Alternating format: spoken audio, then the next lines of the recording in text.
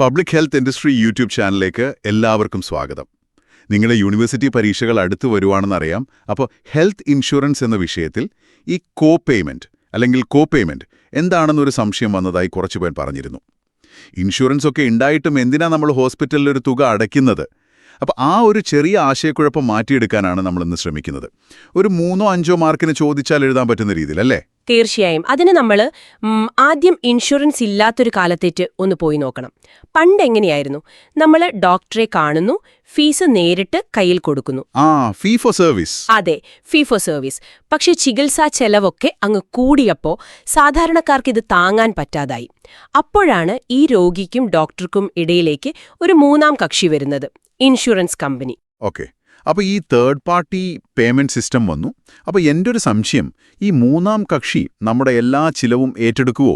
കാരണം വേറൊരാളാണ് പണം മുഴുവൻ അടയ്ക്കുന്നതെങ്കിൽ നമുക്ക് പിന്നെ ഒരു മടിയും കാണില്ലല്ലോ. ചെറിയ കാര്യത്തിന് പോലും ഡോക്ടറെ കാണാൻ പോകും. അതാണ് പോയിന്റ്.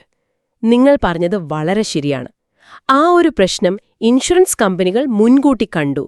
അതിനൊരു പരിഹാരമാണ് അവർ ഈ പേയ്മെന്റ് എന്ന ആശയം കൊണ്ടുവന്നത്. അപ്പോൾ അതാണ് സംഭവം. അതെ, സംഭവം വളരെ ലളിതമാണ്. ചികിത്സയ്ക്ക് വരുന്ന ചിലവിന്റെ ഒരു ചെറിയ ഭാഗം നമ്മൾ തന്നെ കൊടുക്കണം. നമ്മളും പങ്കാളിയാവണം. അതെ, ബാക്കി ഇൻഷുറൻസ് കമ്പനി തരും. ഇതൊരു തരം കോസ്റ്റ് ഷെയറിംഗ് ആണ്. ഇതൊന്ന് വ്യക്തമാക്കാൻ ഒരു ഉദാഹരണം പറയാമോ? ഇപ്പം എൻ്റെ ഒരു ഡെന്റൽ ട്രീറ്റ്മെന്റിന് ഒരു 10,000 രൂപയുടെ ബില്ല് വന്നു എന്ന് വെക്കുക. എൻ്റെ പോളിസിയിൽ ഒരു 20% പേയ്മെന്റ് ഉണ്ടെങ്കിൽ അപ്പൊ എന്റെ കയ്യിൽ നിന്ന് എത്ര പോകും? നല്ല ചോദ്യം. ആ 10,000 രൂപയുടെ 20%, അതായത് 2,000 രൂപ. അതെ, 2,000 രൂപ നിങ്ങൾ നിങ്ങളുടെ പോക്കറ്റിൽ നിന്ന് കൊടുക്കണം. ബാക്കി വരുന്ന 8,000 രൂപ ഇൻഷുറൻസ് കമ്പനി നേരെ ഹോസ്പിറ്റലിൽ അടച്ചോളും. ഓക്കെ. അപ്പോൾ ഇതൊരു സാമ്പത്തിക കാര്യം മാത്രമല്ല, ഒരു സൈക്കോളജിക്കൽ ട്രിക്ക് കൂടിയാണെന്ന് പറയാം, അല്ലേ? നമ്മുടെ കയ്യിൽ നിന്നൊരു ചെറിയ കാശ് പോകുമെന്ന് കാണുമ്പോൾ നമ്മൾ വെറുതെ ഒരു ഡോക്ടറെ കാണാൻ പോകുന്നതിന് മുൻപൊന്ന് ആലോചിക്കും. കൃത്യമായി പറഞ്ഞു. അതിനൊരു ടെക്നിക്കൽ വാക്കുണ്ട്, economic disincentive to over utilisation. Over utilisation തടയാനല്ലേ? അനാവശ്യമായി സേവനങ്ങൾ ഉപയോഗിക്കുന്നത് കുറയ്ക്കാൻ. ഇതിന് വേറൊരു ഗുണം കൂടിയുണ്ട്. അതെന്താണ്? നമ്മൾ ഈ പേയ്മെന്റ് അടയ്ക്കാൻ തയ്യാറാകുമ്പോൾ ഇൻഷുറൻസ് കമ്പനിയുടെ റിസ്ക് കുറയല്ലേ? ശരിയാണ്. അപ്പോ അവർ നമുക്ക് തരുന്ന പ്രീമിയത്തിൽ, അതായത് നമ്മൾ മാസം അടയ്ക്കേണ്ട തുകയിൽ ഒരു ഇളവ് തരും. പ്രീമിയം കുറയും. അത് കൊള്ളാം. അപ്പോൾ ഈ ഡെന്റൽ ഇൻഷുറൻസിൽ ഇത് സാധാരണ എങ്ങനെയാണ് വരുന്നത്? എല്ലാ ചികിത്സയ്ക്കും ഒരേപോലെയാണോ ഈ പേയ്മെന്റ്? അല്ലല്ല, അവിടെ രസകരമായ ഒരു ഘടനയുണ്ട്. സാധാരണയായി ഡെന്റൽ പ്ലാനുകൾ ഒരു 3 തട്ടായിട്ടാണ് വരുന്നത്.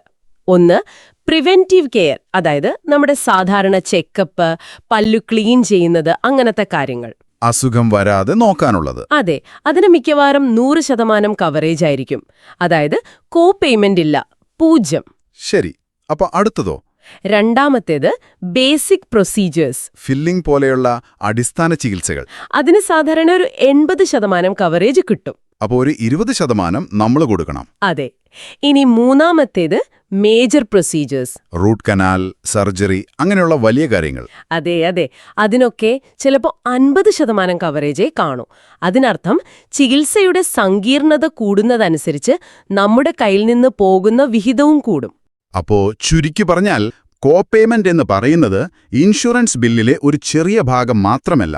അത് നമ്മുടെ പ്രീമിയം കുറയ്ക്കുന്നു, ആരോഗ്യ സംവിധാനത്തിന്റെ അമിത ഉപയോഗം തടയുന്നു, പിന്നെ ചികിത്സാ തീരുമാനങ്ങളിൽ നമ്മളെ കൂടി ഒരു പങ്കാളിയാക്കുന്നു. വളരെ ശരിയാണ്. നിങ്ങൾ വിഷയം നന്നായി മനസ്സിലാക്കി. ഇനി പരീക്ഷയൊക്കെ കഴിഞ്ഞ് നിങ്ങൾക്ക് ചിന്തിക്കാൻ ഒരു കാര്യം കൂടി തരാം. പറയൂ. ഈ സംവിധാനം സിസ്റ്റത്തിന്റെ മൊത്തത്തിലുള്ള ചെലവ് നിയന്ത്രിക്കാൻ നല്ലതാണ്, സംശയമില്ല. പക്ഷേ ഈ പറയുന്ന 20% പേയ്മെന്റ് പോലും താങ്ങാൻ പറ്റാത്ത ഒരു പാവപ്പെട്ട രോഗിയുടെ കാര്യമോ? അയാൾ ചിലപ്പോൾ ആവശ്യമായ ചികിത്സ പോലും വേണ്ടെന്ന് വെച്ചാലോ? അപ്പോ ഒരു വശത്ത് ചെലവ് നിയന്ത്രിക്കുന്നതും മറുവശത്ത് എല്ലാവർക്കും ചികിത്സ ഉറപ്പാക്കുന്നതും തമ്മിലുള്ള ആ ഒരു ശരിയായ ബാലൻസ് അതെങ്ങനെ കണ്ടെത്താൻ പറ്റും? അത് ശരിയാണ്. അതൊരു വലിയ ചോദ്യം തന്നെയാണ്.